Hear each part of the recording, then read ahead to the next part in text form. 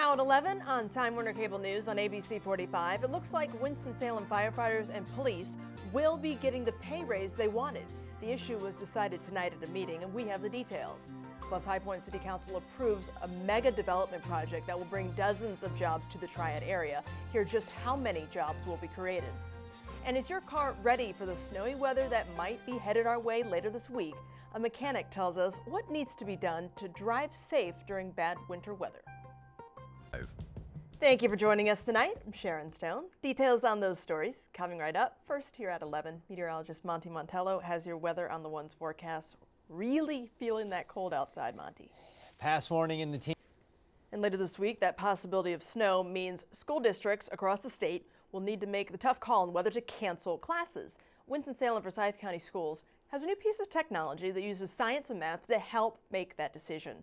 The Mobile Advanced Road Weather Information System attaches to the outside of a vehicle. It's able to take 100 readings of the roadway per second. It'll print out the road temperature. It'll print out the how much ice or accumulation is on the road, how much friction your tires have with the vehicle. Winston-Salem Forsyth County Schools is the only district in the state using this technology. Each system costs $7,000. Winston-Salem firefighters and police succeed in their fight for increased wages. Our Kristen Drummond is live in our Triad newsroom with more on the decision. Kristen.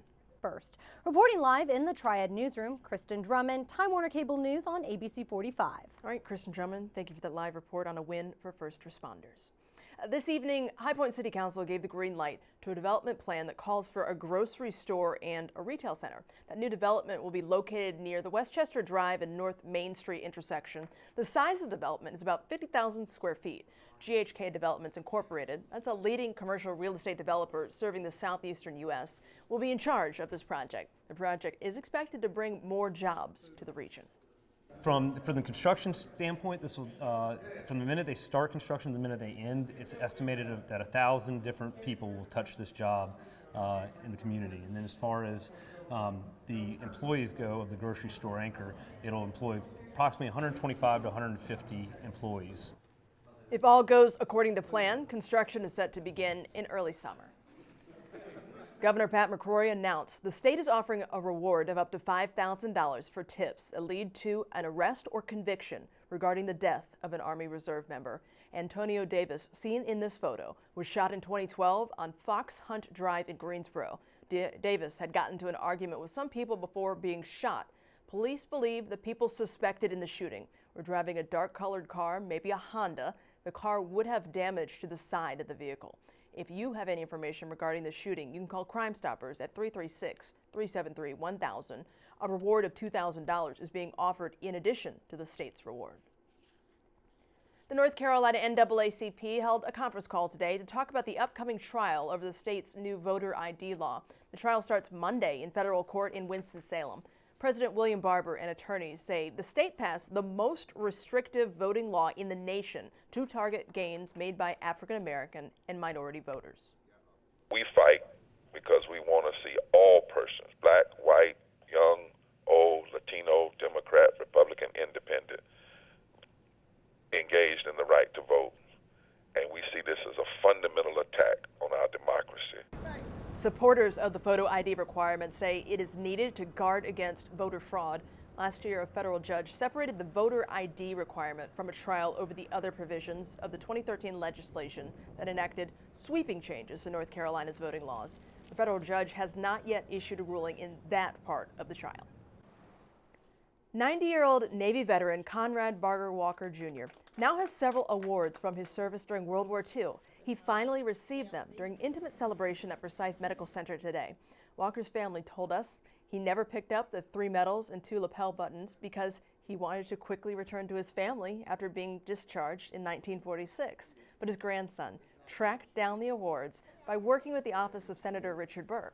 The awards included a World War II Victory Medal and a button for honorable service.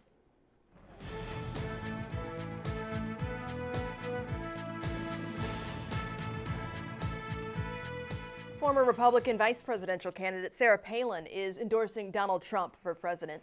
The announcement came today in a statement from Trump's campaign. Palin has been an outspoken conservative voice since her vice presidential run in 2008 and actually helped Texas Senator Ted Cruz in his run for the U.S. Senate. She is throwing her hat behind Trump in the Republican primary. This comes as Trump and Cruz are neck and neck in the polls in Iowa. Prepare for a So between the cold temperatures and these chances for snow, we've got a lot to pay attention to, Monty. Yeah, it looks like winter has. We clear on out 40 Sunday and Monday. Back to you. All right, thank you, Monty. And as the temperature stays below freezing in areas across the state, professionals are recommending that drivers winterize their cars. Carly Swanson shows us what mechanics recommend drivers look out for before hitting the road. Time Warner Cable News. If you don't have a scraper and you need to defrost your windshield, mechanics suggest mixing a 2-to-1 ratio of rubbing alcohol and water and spraying it on the windshield. That can help melt the ice. They warn drivers, don't use hot or boiling water. That could crack the window glass. ACC basketball in the spotlight tonight as NC State tries to get their first conference win of the season against Pittsburgh. Mike Solarte has that and more in sports.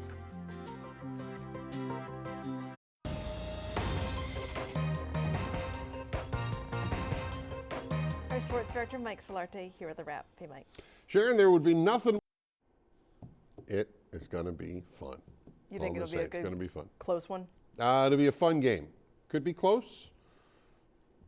I got a sense it's going to be close, but I mean, these are your top two teams. These are the best two teams in the NFC all season long, and Carolina gets to sleep in their own beds or their own, familiar hotels anyway, on Saturday night into Sunday. And I mean, I give them the edge, but we'll see how Jared Allen is and how other injured guys are coming along. Carolina's pretty healthy for the most part, except for him and Fozzie Whitaker. All right, thank you, Mike. Yeah. Still to come here at 11, we'll tell you what the Obama administration is planning to do with the federal Pell Grant program. If you have kids in college, you may want to stick around for this story.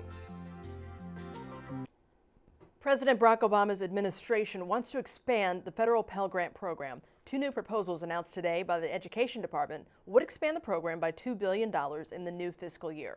One would help low-income students earn Pell money for a third semester in the academic year. The other proposal would give students a $300 bonus for taking at least 15 credits a semester in an academic year. Pell Grants are for low-income students. They do not have to be repaid. Another effort by the Obama administration is making its way into our state. The initiative seeks to help disenfranchised youth. My Brother's Keeper was launched in Fayetteville today. Loretta Beniti shows us a top cabinet official who shared his story in the Sandhills. My Brother's Keeper runs on local engagement, private sector help, and public policy initiatives. After this break, we will tell you what UNC campus has the most affordable business program in the entire country. Tonight's Carolina Minute. Governor Pat McCrory met with his Education Advisory Committee today to discuss the future of education in our state. The governor says the key to success in the classroom is finding common ground between industry experts and educators. His cabinet senior education advisor, Catherine Truitt, also gave a presentation on how higher education could affect the future of the job market. Raleigh city leaders are another step closer to approving a dangerous dog ordinance. It's been under discussion for about 2 months now. During today's meeting, commissioners talked about the possibility of rehabilitation for a dangerous dog. The ordinance would also give animal control more leeway to take action during an attack. The Pamlico Sound ferry routes will be extended this summer. According to the Virginian pilot, the North Carolina Department of Transportation says the changes were based on data from passengers from years past. Pamlico Sound routes will begin in the first week of May and end in late September. These stories and more are available anytime on Time Warner Cable News.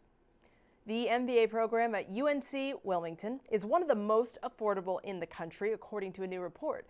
Top management degrees listed UNCW's Cameron School of Business at number 48 out of the top 50. It is the only school in the state to make the list. Officials we spoke with say this ranking also reflects the high quality of education students receive at their university. They're looking forward to the positive things this report will bring to the college. This notoriety is such a positive step forward for us, and we believe that it's going to attract not only great students to our MBA program, but also great faculty, and you have to have the two to be a great university. According to Top Management Degrees, estimated tuition and fees for the program sits at about $13,600. Self-driving cars are still years away from the dealership floor, But the U.S. Department of Transportation is gearing up for new rules on the technology.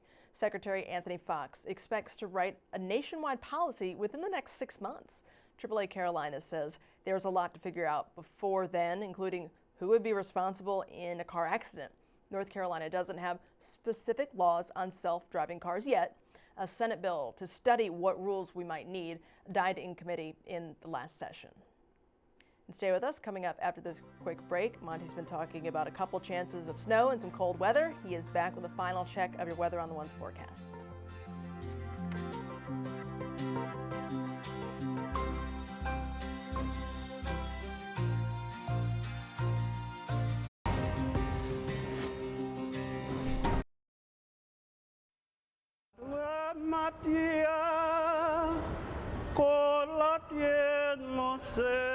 Placido Domingo, move over, you've got some competition. A custodian working to keep South Park Mall clean for decades is also surprising customers with his voice. If you've walked the halls of the mall, chances are you've heard him.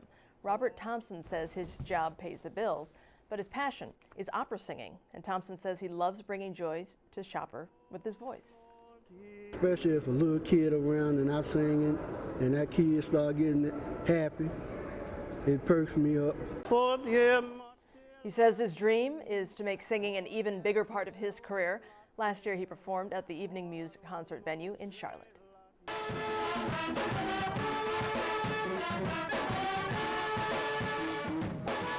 The brisk, cold January air was not enough to stop NCA&T fans from celebrating their team's victory. The city of Greensboro held a victory rally for the Aggies in celebration of their successful football season.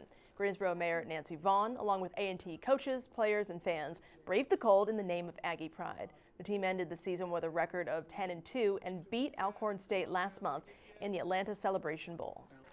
Before you head to bed, let's get a last check of your weather now with Monty. All right, another cold one tonight. Temperatures down into the teens. So as you send those kids to the school bus, bundle them up here. All the way down, well, by early morning here will be around 18. The overnight low down to around 14. 36 tomorrow. In the afternoon, Chan, we could see some flurries, light accumulation. Not the question, but it's Friday. Still watching that winter storm. I think we're going to start to throw some numbers out tomorrow. Matthew Weiss will have the updated forecast track for you here at 6:30 in the morning. We'll see you then.